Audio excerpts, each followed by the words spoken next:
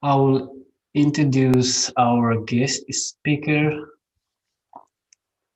now and the topic. So we have today the topic breaking through the darkness.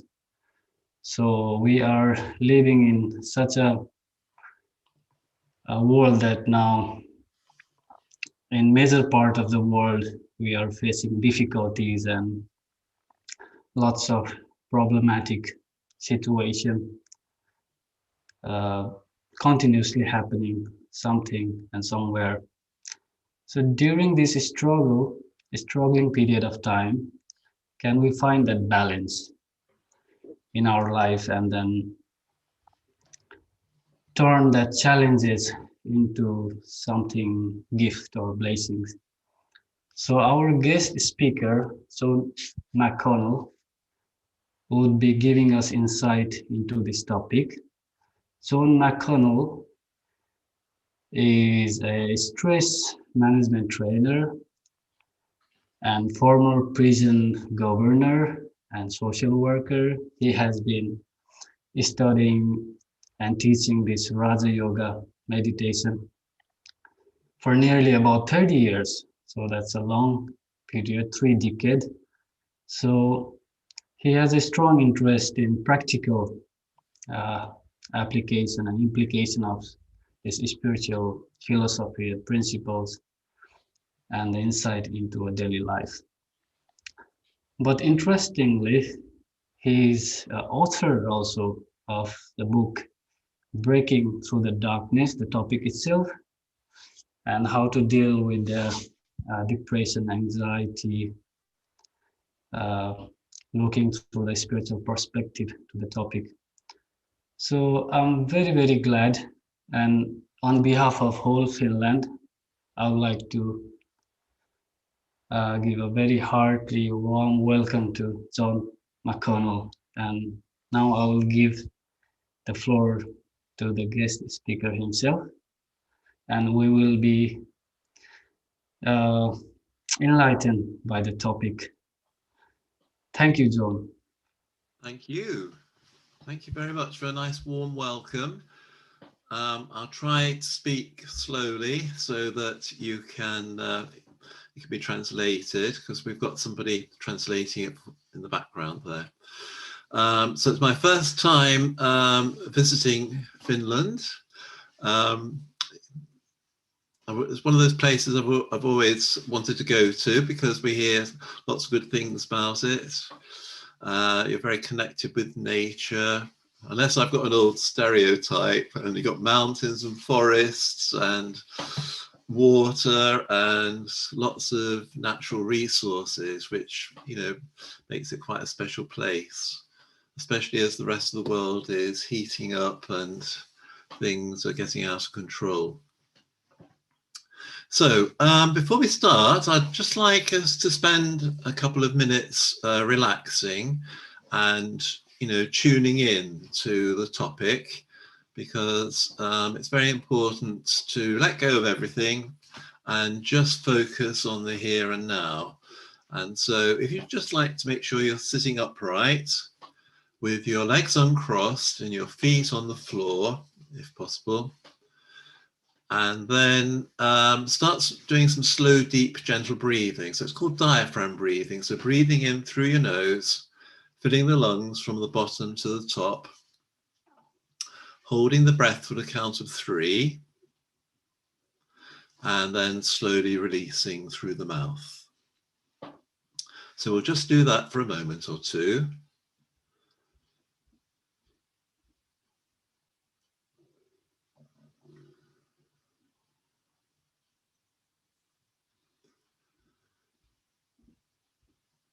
And just observe your breath as it's entering the body through the nose. Observe your lungs expanding. And then observe the breath leaving the body through the mouth.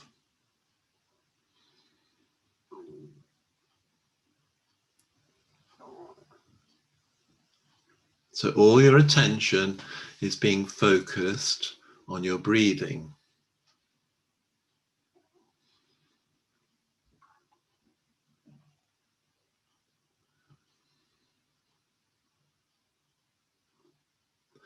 And now just observe the relaxing effect of the breathing on your body.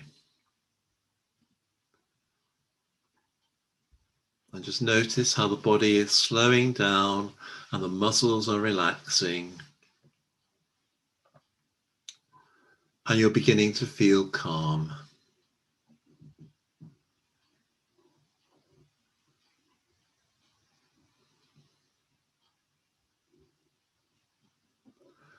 And then just notice your mind and the thoughts going through your mind. The thoughts will be slowing down. And just let them pass.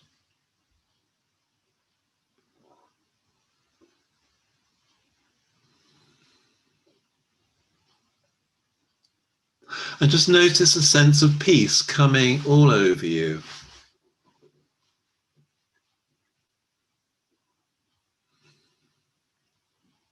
And just enjoy being peaceful.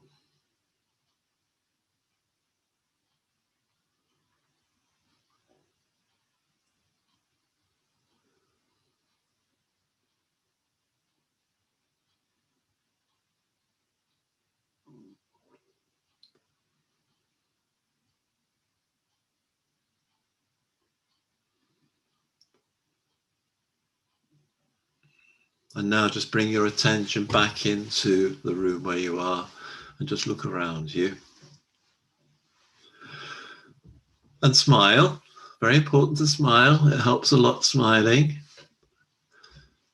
takes a lot less energy to smile than it does to frown. So when we smile, we feel good. And really, the topic is about breaking through the darkness and how to defeat depression, anxiety, and stress. So it's not just to deal with it, but to defeat it. So defeating it means we can get rid of it. No longer needs to be part of our mindset. And one of the reasons why we can say we can defeat depression is the fact that, for those of you who don't know, the Brahma Kumaris has an understanding that we are spiritual beings or souls in a body, and that the soul originally, when it comes into a body, is not born in a state of sin and therefore is bad, but the complete opposite. That we are actually, the soul is actually full of peace and love and happiness. And we've just had a little touch of at least the peace, and maybe following the peace comes some happiness, because when our mind is peaceful, we're going to feel calmer and we're going to be able to deal with things so much better than if we're stressed and anxious. So happiness is one of our original qualities, as well as the peace. And you'll often notice that if you see a little baby, a newborn baby or a few weeks or months old, it often will be smiling, and it will take delight in its fingers and in sucking its toes, and it will smile usually every time it sees other human beings. And other people will feel good too, because that happiness radiates out through, we would say, the soul that's in that little body.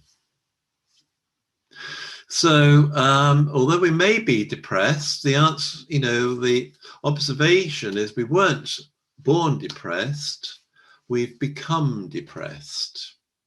And that's a very important distinction to make, because a lot of people will say, I am depressed. And if we keep on thinking in terms of identifying with something like depression, or anything else actually, if we say I am this or I am that, it's going to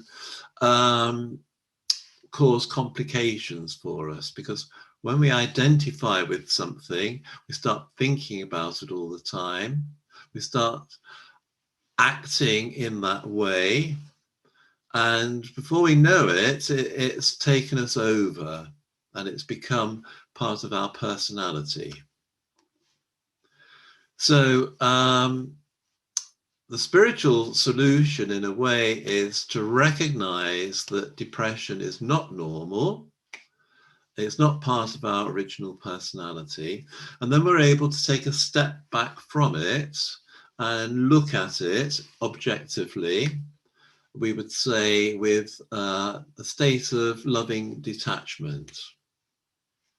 So rather than getting worried and anxious, thinking, oh dear, I'm so depressed, we're able to look at it objectively and think, well, that's interesting. You know, what's this all about? I was originally happy, and now I'm feeling depressed. And depression is a big topic. And I have to say at this point that I'm not a psychiatrist, I'm not a doctor, and please don't sue me for anything I'm about to say. I'm just offering you my observations and some thoughts based on my own experience, because I have been depressed myself on at least 2 occasions, probably a lot more than that, but the 2 main ones.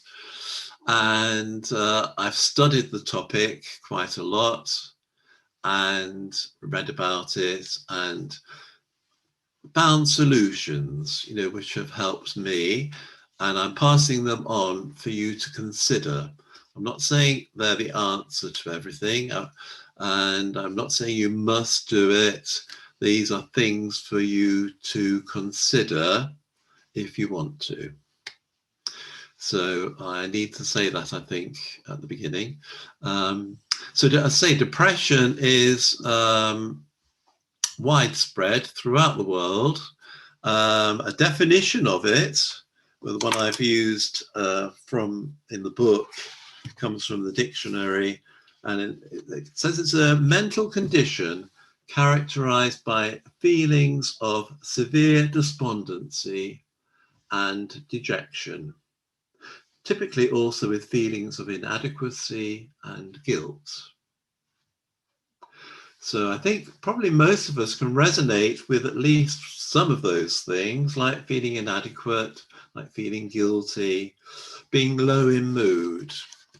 So there's a whole range to depression. You can feel a bit sad, you know, now and then, or alternatively, you can feel completely overwhelmed, as if you're stuck in a dark tunnel with no way out. And if you're really stuck in the tunnel, then you probably won't even be watching this program, because you won't have the energy or the interest to even turn on the computer to watch it. You'll just be feeling so hopeless and helpless. So really, I think a topic like this is important for people who are inclined towards depression, and or are heading in that direction, or are coming out of it. If you're really in the depths, then it is not so easy. So I'm not claiming, you know, you can suddenly instantly go boom like this and it's all over. But it's important to have some understanding, and it's important to have an objective.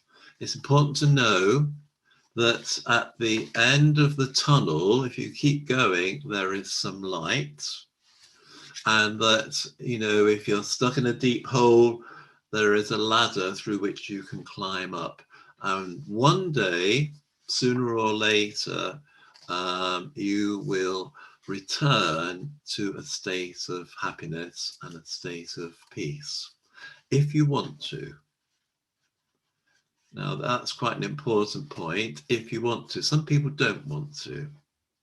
Some people are so used to being in the dark, as it were, that if you were to put on the light, they'd say, oh, turn it off, because they just want to stay where they are. For some people, it's comfortable. For some people, they get a lot of attention from other people. And if they weren't depressed, they'd be thinking, what will I do with my life if I'm not depressed? So for some people, it's easier to stay depressed. That's not a judgment or anything like that. It's just an observation. So 264 million people of all ages in the world suffer from it. More women than men are affected by depression. And I think that's an important question for everybody to consider. We can't go into the depths of it now, but I would say women in some ways have a lot more responsibilities than men, have a lot more pressure put on them. They're expected to look so good and work so hard to be perfect mothers and do so many things that trying to live up to these impossible goals and objectives can lead to frustration and a sense of failure and inadequacy. So it's not so easy being a woman. But on the other hand, it's no easier being a man. And if you're depressed as a man, you're much more likely to commit suicide than a woman. And in fact, 3/4 of all suicides are committed by men. And one of the reasons is that men have been trained or conditioned to suppress their feelings, to be strong. We've got these old-fashioned ideas that being strong means keeping your mouth shut and carrying on regardless. And that's not very helpful, especially in this day and age. So men have their challenges too, obviously. And for any man who is watching or listening, then I think the first thing, for anybody actually who's listening or watching, the first thing is to accept the way you're feeling. Don't deny it. Don't repress it. Don't think I shouldn't be like this. Because through the acceptance, then you'll be more open to doing something about it. So there's no shame in it, no shame at all. There's no blame in it, there's no guilt in it. We're living in very challenging times when a lot of people feel completely overwhelmed by everything that's going on in the world. And if you don't actually have some sort of faith or a spiritual perspective to keep you going, if you don't believe, for example, in an afterlife or rebirth or the idea of being a soul, if you don't have those sorts of understandings, then life can seem quite bleak and hopeless.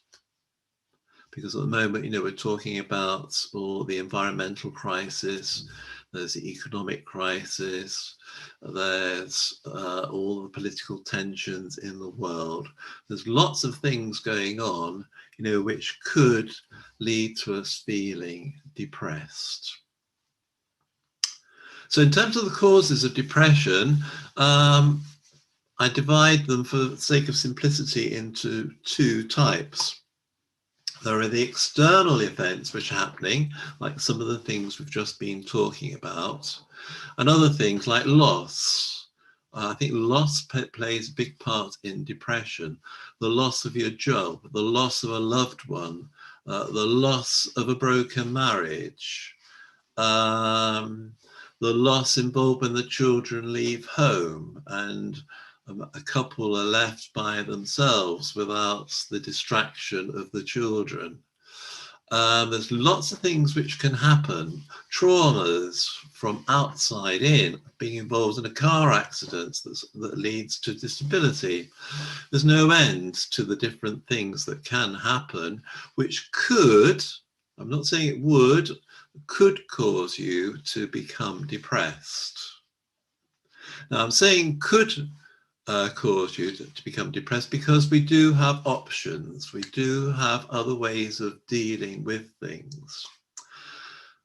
And if you're very strong inside, if you're very positive, if you're feeling very happy in yourself, you'll be able to deal with these external situations in a better, easier way. If you're already suffering inside through low self-esteem, through a lack of confidence, through feeling hopeless or helpless, or for feeling a failure, if you've been brought up with the idea that you're no good, and let's face it, I think most of us have been brought up like that. We've been criticized, we've been threatened, we've been punished, we've been told we're stupid, all sorts of things as a child. They have a profound impact on our image of ourselves. And in fact, I would say if you've been brought up in a Christian country or one of the Abrahamic countries where it's recognized, or we're all considered to be born in a state of sin, even though that religion may have now gone, and many people are secular in their approach to life with no thoughts or feelings about that sort of topic, the culture still has the impact of these negative thoughts and feelings about the human condition. So if we feel we're no good, then we're going to be suppressed and controlled to stop the badness coming out. If we see human nature as being naturally good and loving and positive, then we're going to encourage that, nurture it, and bring it out. So I obviously was the subject or the object of all that negative stuff.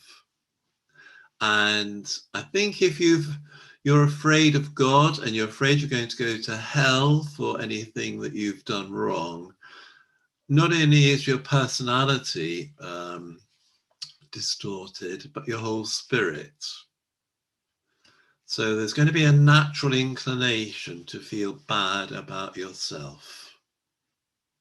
So when these external events come and you're already feeling bad about yourself, you haven't any resources or resilience to deal with these external events.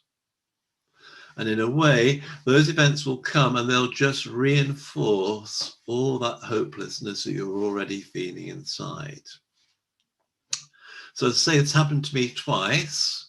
The first time I was feeling suicidal.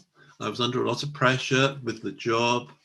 I was under pressure at home because my wife and I weren't getting on very well. And we had 2 little children and our whole life was in turmoil. I had nobody to speak to, no friends I could trust, and ended up going around imagining cutting my wrist.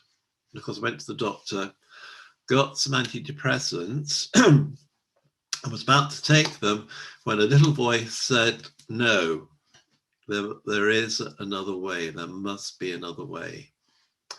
So I think we all have a little voice inside us. We have a kind, loving, intuitive voice, which if we can tune into it and listen to it, it will help us, especially in times of trouble, especially in times when we're feeling really bad. So I did listen to the voice. And I'm not saying you should do this if you are on antidepressants, but I put mine down the toilet and flushed the toilet, and then discovered the route of personal growth and development. So I did lots of different courses on assertiveness training, on building up my self-confidence so that I could speak, without feeling nervous and anxious, different things like that. And that did help. But then sometime later, I ended up having 6 months off work with stress, because by that time I was a single parent looking after 2 teenage children who were very good in their own way.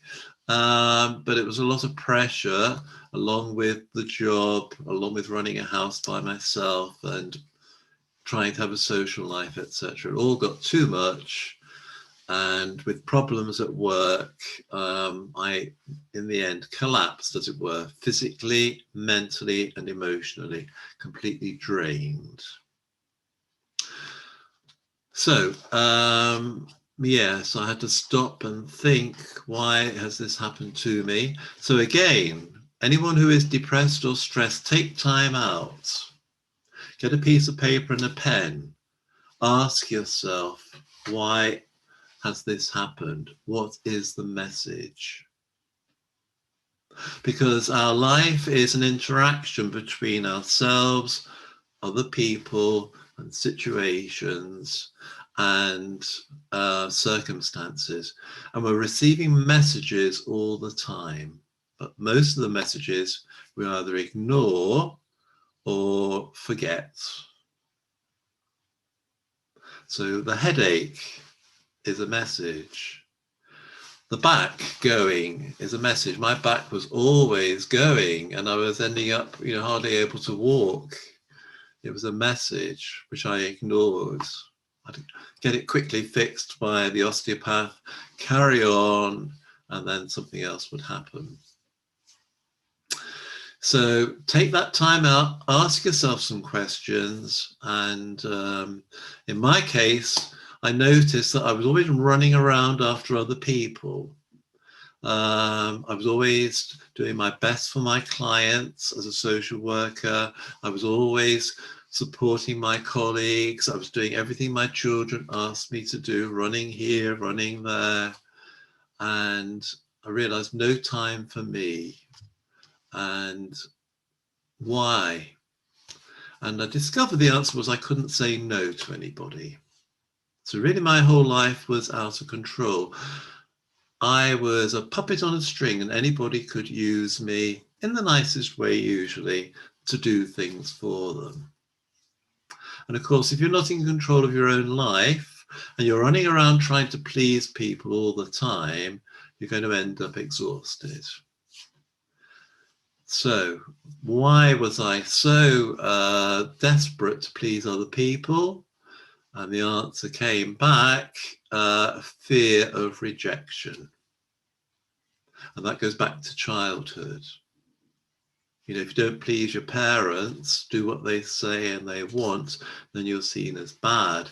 Nobody wants to feel bad, so you end up saying yes all the time and doing things you don't want to do. Doing things which deny your own interests and your own personality. So depression, it's an understandable reaction then, because you've lost your sense of identity, you don't know who you are anymore, you don't know what life is all about, what's the purpose of it. And again, that was another important question, because I was in my early 40s then, I'm probably going through or the beginning of a midlife crisis. John? Yeah. There has been little bit disturbances in the sound. Sorry to interrupt, but is it now clear? Can you again? What? Yeah, now. Can you hear me okay? Now it's clear, yeah. All right, sorry about that. How long has that been going on for then? Just a couple of seconds. Okay. All right. So I forget where I was now. I was in a flow. Am I going at an okay speed? Is it a blue bag? Okay, good. There's a signals for me. Blue tea bag is okay. Orange tea bag, slow down. So now I've slowed down to a stop because I can't remember what I was saying. Yes, what was I saying? Yes, you have, so it's all gone, but it's okay that it's gone. I accept that it's gone. Basically, everything is a learning situation, isn't it? And the midlife crisis bit. This is the extra that can come in on top of everything else. So what's life all about? Where am I going when I die? Because you start thinking things like that because colleagues start dying, relatives start dying, parents start dying. And, you know, if you're not careful, you end up thinking, God, I'm just working all the time and I'm going to die. And what sort of life is this? So depression actually is a gift because it makes you stop and think about all these things. So I'm really glad that I had 6 months off work, and it's completely changed my life. Because I ended up coming across the Brahma Kumaris. They gave me the knowledge, which is really helping me. They gave me the knowledge that I'm a soul. I knew that from the Christian days, but I dumped it all, left it all behind. They reminded me of that, told me I was good rather than bad, which was a wonderful thing. Told me about rebirth and reincarnation, which I'd never thought of before, but makes absolute sense if you actually open your mind to it.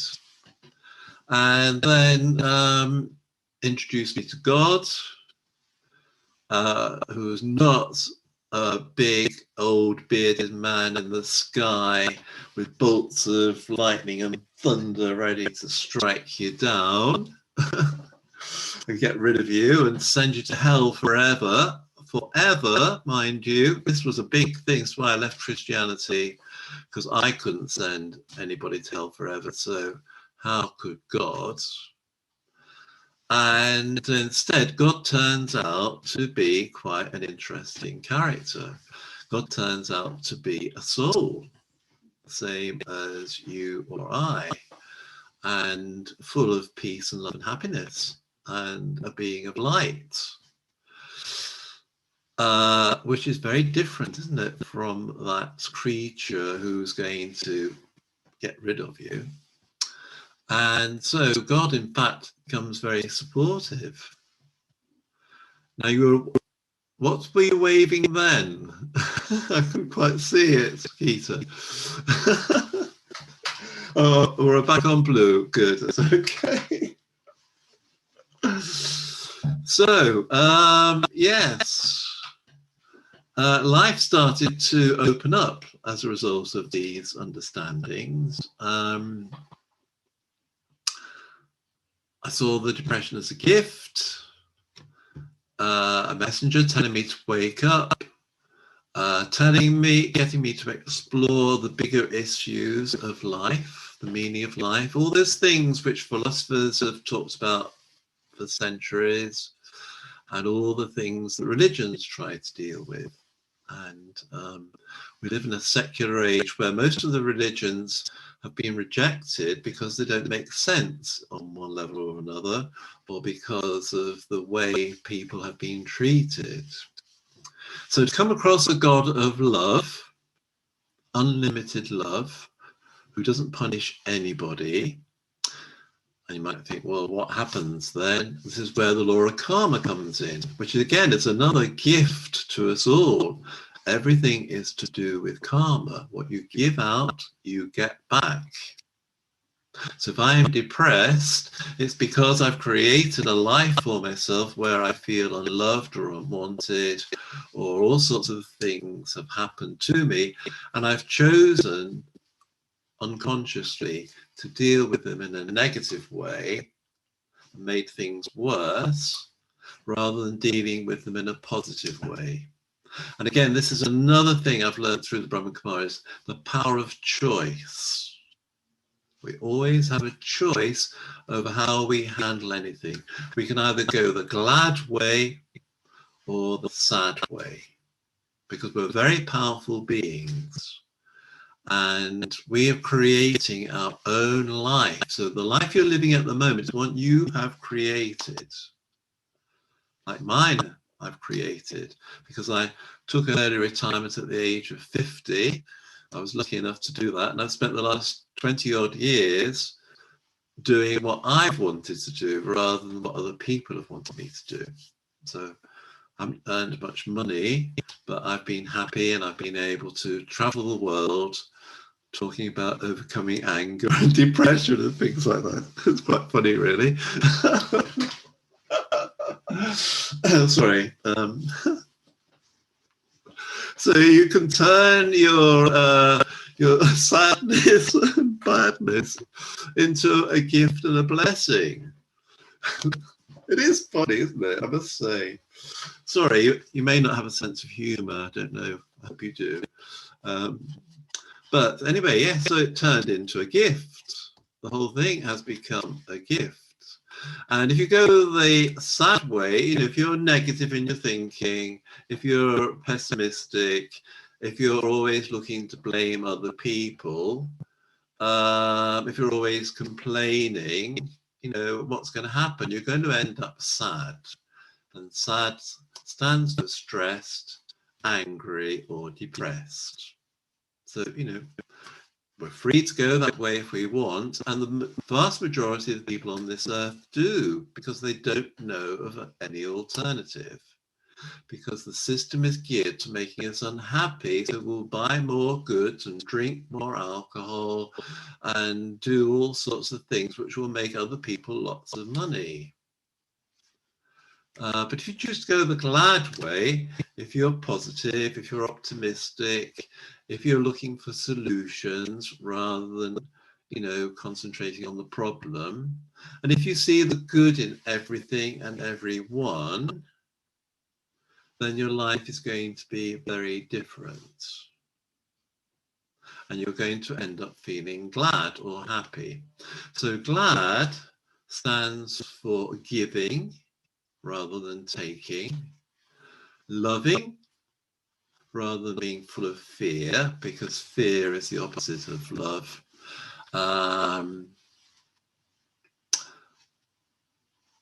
A stands for, I've forgotten now. Acceptance. That's it. Acceptance of everything that's going on in your life. There's nothing bad. Everything is neither good nor bad. It is what it is. It's how you see it. It's how you treat it. It's how you respond to it or react to it.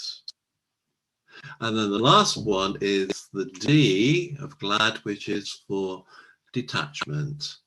Detachment means taking that step back and looking at things in a different light, in a different way. So these are some of the ideas. I think I meant to stop now so people can ask some questions. So I could say lots more, but I probably will in a minute when I get a question or two. Yes, John, thank you very much for insight. And there is already a question, and then we would still like our participants to feel free to have more questions, because this is the perfect time for asking questions to John, that we get more insight into the topic and have some solution for it or answers for it. So there is a question from Dipti, that how to embrace acceptance. That was from your last sentence that you just said, from that glad word.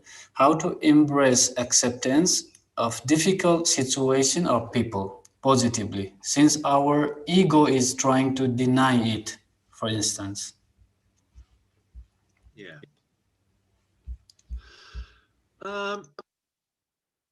I think if you need to have a positive mindset. So it's like the glass of water. It's in the middle there, more or less, as you can see. And is it half full or is it half empty? Now, some people will say it's half full. Some people would say it's half empty. Who is right? Both are right. It depends how you see it. So if you have some awareness of the choices, the options, and you go for the positive way, then we need to start looking for the benefits in it. So The Brahma Kumaris have a very good saying: there is benefit in everything. But to find the benefit, we need to start looking for it. Like depression can lead to self-understanding. It can lead to us going to the depths of the causes of our depression, which usually are to do with what's called adverse childhood experiences when we were very young and we didn't know any better. And then if we start exploring those, not only do we get to understand ourselves better, but we also understand what was going on between us and the parent or whoever it was. And once we get to understand their situation, that they maybe were in pain and were unhappy whenever they ignored us or hit us or whatever, you open up the whole thing to understanding, and with understanding comes compassion. So the whole thing is like a gift to be unwrapped, if that makes sense. If we don't go down the route of acceptance, then we're into resistance and denial. I mean, that means we won't learn anything from it, and we'll just feel worse over time. Thank you, John. There is another questions from our participants. Uh, so there is a question that says, if one can identify the problematic areas in one's life, that is, for example, in work, how it can be fixed. You can try to be positive, but if everything and everyone else in work environment is filled with negative energy, should one walk away, even if it causes stress, cause of instability of income? So she's asking about if the work environment or person around is there is kind of negative energy, and then should one walk away, or how to deal with it? I think this is where, it's good to go into the spiritual aspects of things, because once each of us recognizes we're a soul, and we've got lots of strengths and qualities inside, lots of good qualities, lots of values. We can then start nurturing them. We can then start developing them. We can take time out to meditate, to contemplate. Like in the Brahma Kumaris, we always have a lesson every morning, a positive, uplifting class, reminding us of who we really are. I mean, and then we've got a community around us to support us. So if you're doing it all by yourself and you don't have any spiritual awareness, it's going to be that much more challenging. But if you're able to get into, it doesn't have to be with the Brahma Kumaris, it could be, with another spiritual group or a religion, if you like, where you've got an opportunity to stop and reflect, think, pray, contemplate, whatever, and bring that other dimension into things, so that it's not just here and now, very black and white. Because with that understanding that, we're all spiritual beings, and we're in like a spiritual gymnasium. All the obstacles in life are here to help us to learn, to become strong and inside, to become independent. And if you can then be like a lighthouse, if you like, a beacon of hope to the people at work. And if they see you dealing with things in a calm way, in a positive way, it's going to have an impact on them. And sooner or later, through the law of karma, they will change. Now, if the situation is impossible and you feel overwhelmed, then, take time out, stop and think, reflect. Again, connecting with the divine can help a lot. You can get a lot of input from the Supreme Soul or God or the divine if you take time out to remember who you are, a soul in a body, playing a part in a play or a drama, and then make a connection, even if you just have to imagine it. So you don't have to believe it necessarily. Think, all right, you up there, what do you think I should do? And then just go into silence for a minute or two, and then write down any answers that come into your mind. And I can guarantee you will get a positive answer, which will help.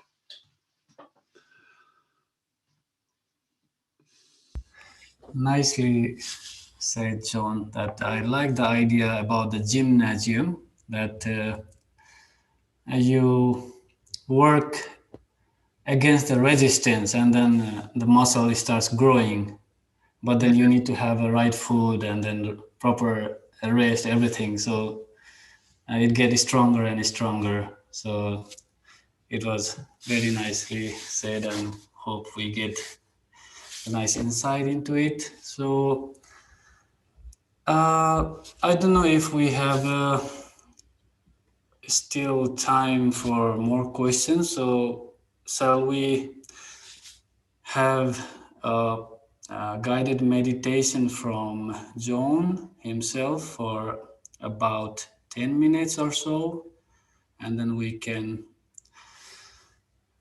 come to our closing session after your guided meditation. But I would like to thank you on behalf of our team and Finland that you blessed us with your insight today in this Sunday evening. But we would be blessed. We would like to be blessed with your guided meditation. Okay, all right. Well, in fact, I think I'm going to do a letting go exercise, because we've all got things inside us which can pull us down. We've got a lot of baggage from the past, which is stopping the happiness from emerging. So it's almost as if the happiness is being covered over. It's been smothered by lots of different things. So I'm going to do a letting go exercise, and then I'm going to read one of the meditations from the book. So if you'd like to sit back comfortably, sitting upright, legs uncrossed, feet on the floor. Do the slow, deep, gentle breathing.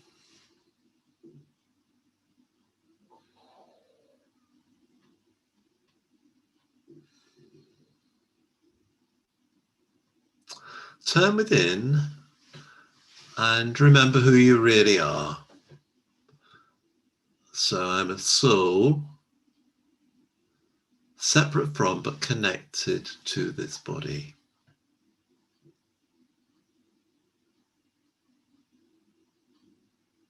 I'm an eternal being of light.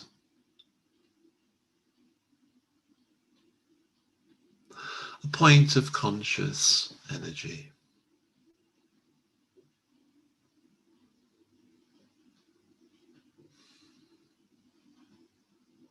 Originally, when I came on this earth, I was very happy. I, the soul, was very happy. But over time, things have changed.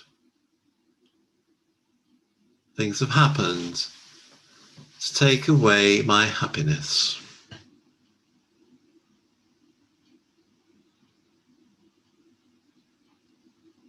And I've accumulated a lot of sorrow,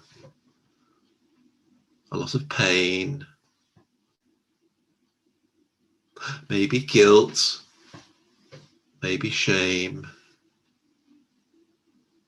maybe feelings of inadequacy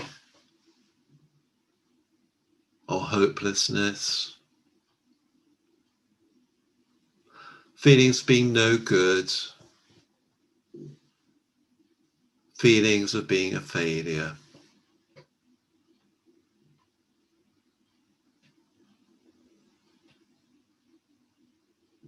And all these sorts of feelings weigh me down. They smother my happiness.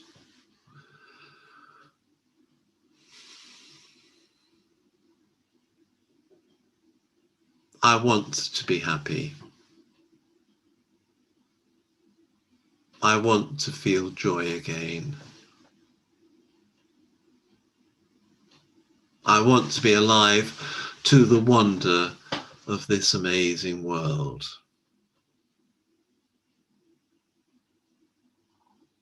I want to enjoy other people's company. I want to feel full of love and peace.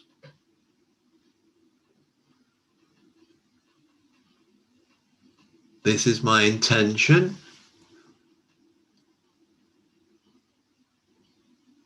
This is my goal.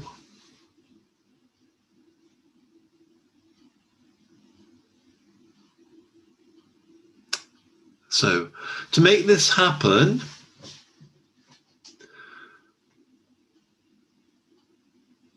you, the soul, need to stand back like a detached observer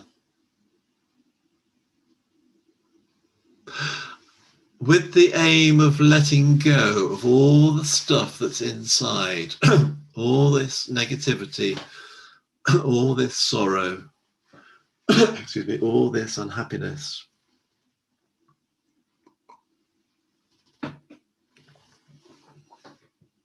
So give all these feelings a shape or a colour. And imagine them coming before your eyes, rising up from the depths of your inner being.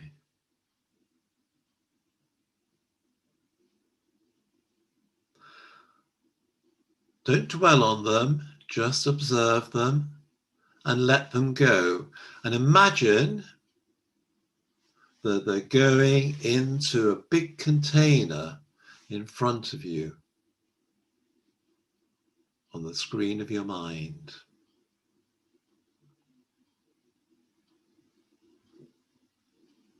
And this container will expand and take everything that you want to put in it. So let it all flow, let it all go. Let it all fill the container.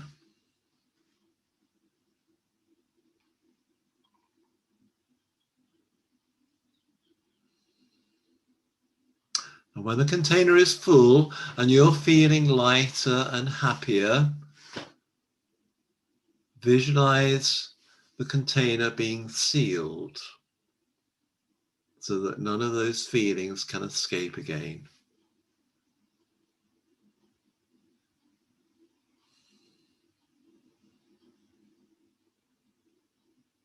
And now, in front of the container that has been sealed, you'll notice there's a big furnace, a big fire.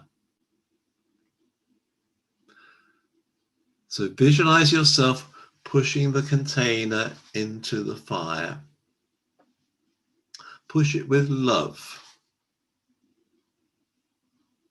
not anger or resentment or anything like that, because we're letting it go. We've learned any lessons that we need to learn, and it's time to become free again, free and happy.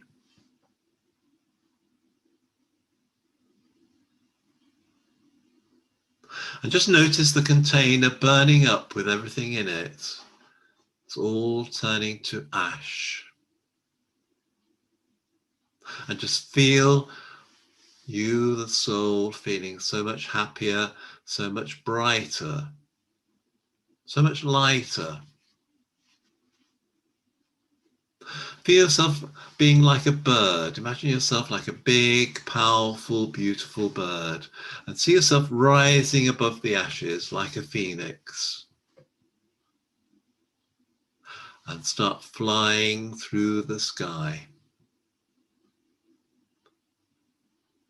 gliding, swooping, soaring high, doing whatever you want, released from all those burdens, all those bags, all those chains.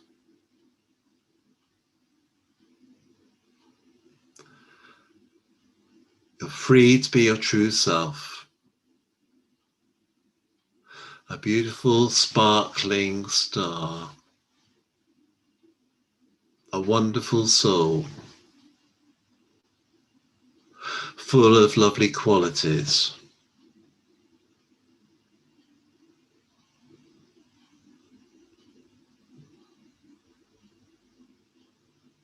And just enjoy being you, the real you.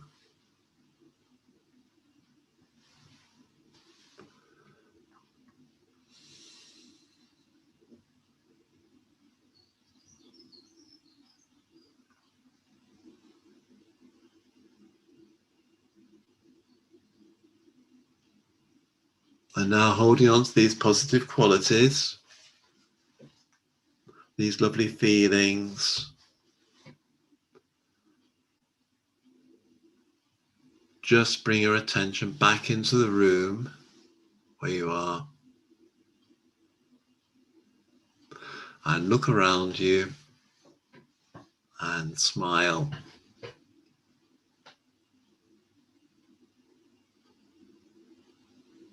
And just notice how good it is to be free, to be yourself.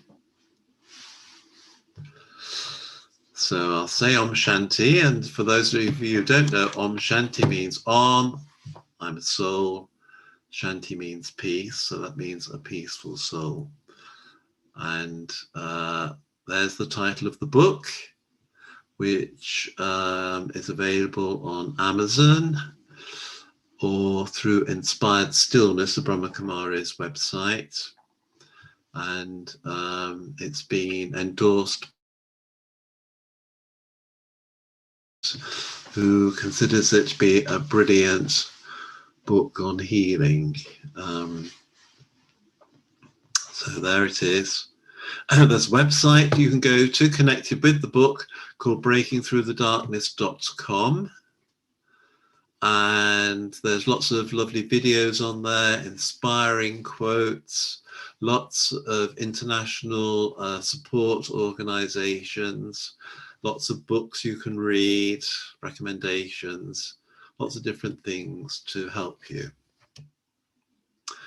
So I'd just like to say one thing to the person who asked about the friend who was depressed, what she could do.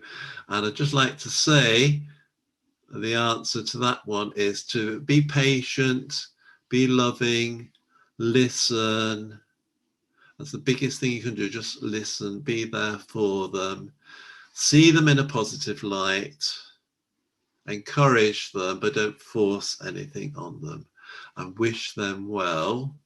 And you can do that even when you're not there. You can sit in meditation and send the soul that's feeling depressed some loving vibrations, and they'll pick them up and it will help.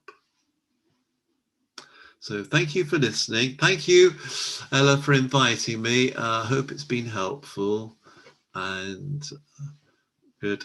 And thanks for the translation. Thank you, Sabah, for everything that you've done as well. The questions and everything. Thank you very much, John. So we were very, very delighted from your insight, and we would like to thank from our heart on the behalf of Finland family and all the participants that now we know that there is light on the other side of the or the end of the tunnel, that there is hope always you can look for. So not to lose hope and always have that strength to connect it with the essence that you taught us. So it was very beautiful for us, and it was a very fresh uh, insight.